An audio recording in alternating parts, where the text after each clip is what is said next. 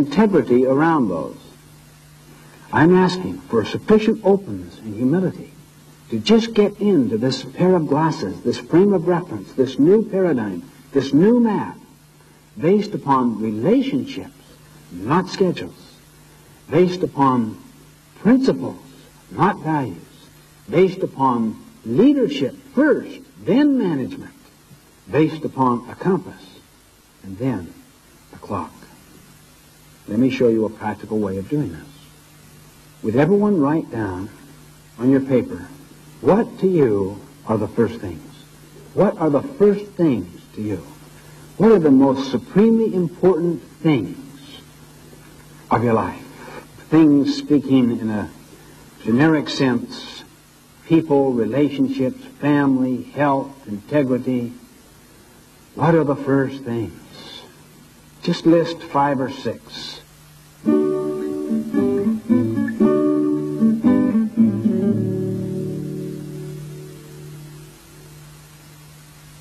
Now prioritize them. This is the toughest part of the thinking process, the prioritization. What would you say would be number 1? Then number 2. Then 3, 4, 5, and so forth. If you don't prioritize them, have your spouse prioritize them for you.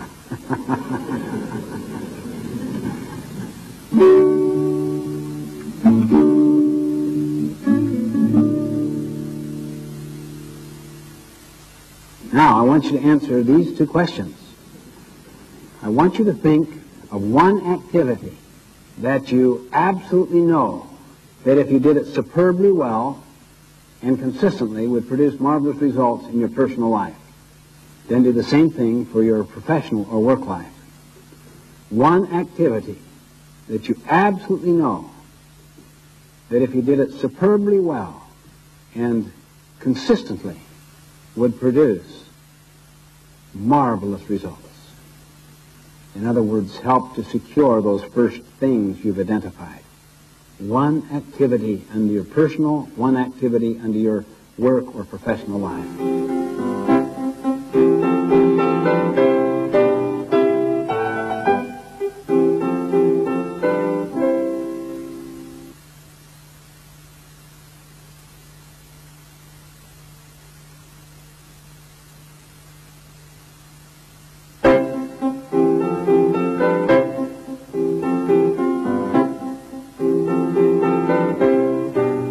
Okay, now you have all written down what the first things are to you.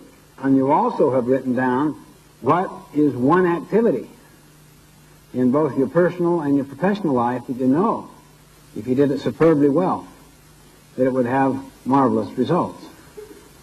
Okay, now let's get into the heart of the application of this paradigm, which focuses upon relationships and principles rather than things, schedules, efficiency, and control.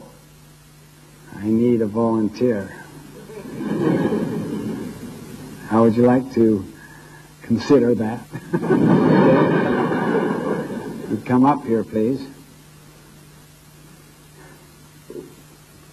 Your name is? Elizabeth. Elizabeth?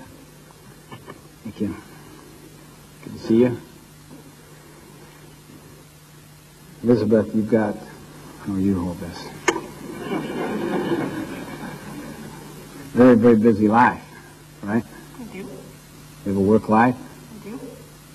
Family life as well? Mm-hmm. Children? Not yet. Not yet. What's the nature of your work assignment? Consulting. Consulting. Do you have a part of a firm, consulting firm? Yes, I do. I direct an international firm. An international firm. Mm-hmm. So you really are interfacing with all kinds of people in the firm and outside the firm. That's right. You also do direct work with the clients yourself? That's right. And you have a number of associates you work with? Mm-hmm. All around this country and throughout the world? Mm-hmm. Starting? Yes. Kind of like us. You want a rich personal life and a rich family life and also community and so forth. Do you ever feel like you get bogged down in the thick of thin things? Yes. Do you ever feel like your life is kind of out of balance, out of whack? It can be. Do you ever feel like you're in the pounding surf?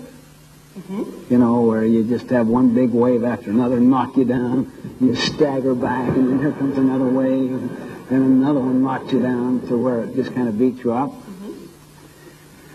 Well, that might be analogous to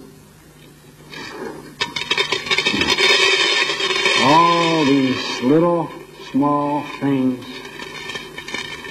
that tend to fill our life. And that just little by little, they just accumulate. Now, your job, you can't go above this, is to get all those large rocks in the jar. Good luck.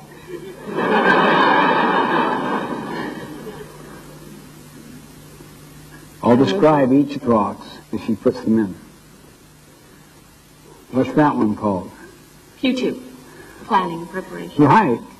Planning, preparation, prevention, and empowerment. Q2.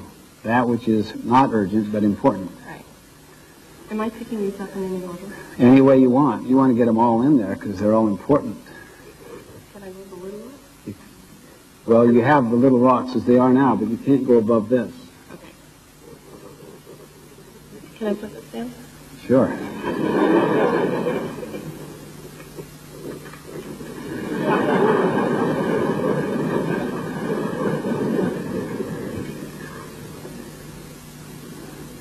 Okay, the next rock she's putting in there is called relationships and family.